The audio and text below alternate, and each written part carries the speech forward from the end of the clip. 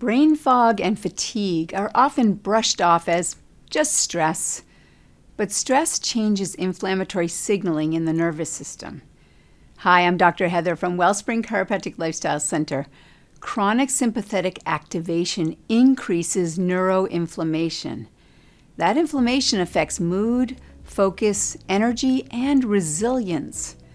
Mechanical stress in the spine can also influence blood flow and cerebrospinal fluid dynamics, subtle factors that shape nervous system health over time.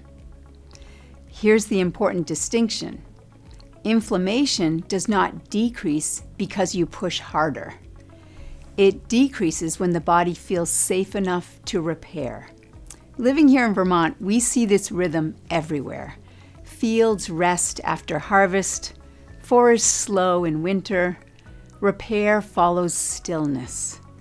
Your nervous system requires that same rhythm. At Wellspring, we focus on restoring the conditions that allow repair to happen. So here's something simple you can begin tonight. Protect your sleep. Reduce late stimulation. Let your body enter deep restorative rhythm. That's when inflammatory load decreases and recalibration begins.